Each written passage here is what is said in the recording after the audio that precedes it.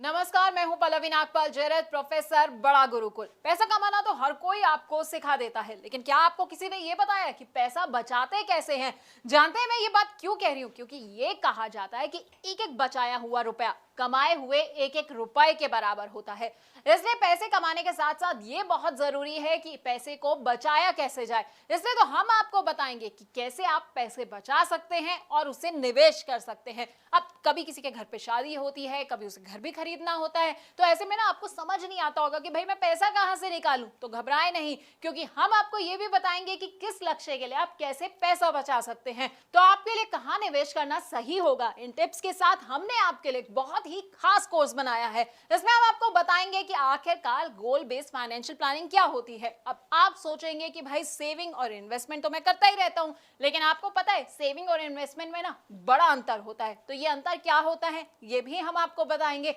Portfolio management क्या होता है और कैसे आप गोल बेस्ड अपना पोर्टफोलियो बना सकते हैं, ये हम आपको समझाने वाले हैं। अब कई तरह के ना सिनेरियोज होते हैं, जैसे कि लोग क्या करते हैं, थोड़ा थोड़ा पैसा जो है वो हर महीने की सैलरी से निकालते हैं और उसे निवेश कर देते हैं। तो कई लोग क्या करते हैं कि बोनस मिला और सारा का सारा पैसा निवेश कर दिया। तो कौन सा सिनेरियो किसके लिए सही रहता है ये हम आपको बताएंगे। अपने कोर्स में हम आपको म्यूचुअल फंड्स के बारे में भी बताएंगे। और अगर आपके कुछ शॉर्ट टर्म गोल्स हैं, जैसे कि आप सोच रहे हैं कि भाई 6 महीने के बाद जो है ना मैं एक स्कूटर खरीद लेता हूं, या मैं सोच रहा हूं कि 6 महीने के बाद जो है बच्चों को घुमाने ले जाऊं, तो ऐसे गोल्स के लिए पैसा कैसे आपको इकट्ठा करना है ये हम आपको बताएंगे। अब कई आपके गोल्स ऐसे होंगे जो मीडियम टर्म होंगे, यानी कि आप सोच रहे होंगे कि भाई एक फॉरेन में अच्छी सी वेकेशन प्लान कर ली जाए, या फिर मेरे बच्चे की पढ़ाई जो है ना अब खत्म होने वाली है, अब उसकी हायर एजुकेशन की बारी आने वाली है, तो भाई मुझे उसके लिए पैसा कैसे इकट्ठा करना है, तो वो हम आपको बताएंगे। कौन कौन से म्यूचुअल फंड्स जो आप ऐसे में चुन सकते हैं, हाइब्रिड फंड्स ले सकते हैं, बैलेंस एडवांटेज फंड ले सकते हैं।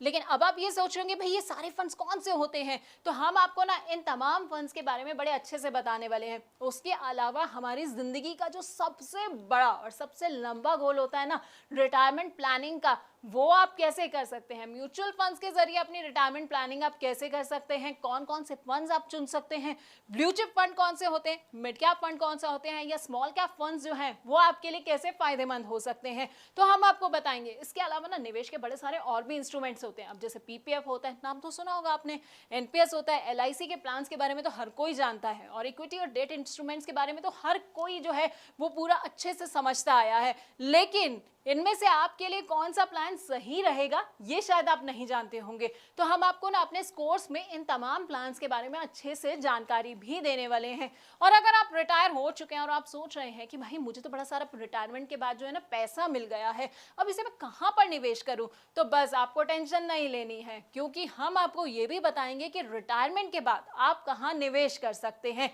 यानी कि इन 12 वीडियोस में हम आपको आपकी फाइनेंशियल प्लानिंग के बारे में सब कुछ बताने वाले हैं। तो अगर आप अपनी जिंदगी ना सुकून से जीना चाहते हैं, रिटायरमेंट के लिए परफेक्ट प्लानिंग करना चाहते हैं, तो बस आपको क्या करना है, आपको हमारा ये कोर्स देखना होगा।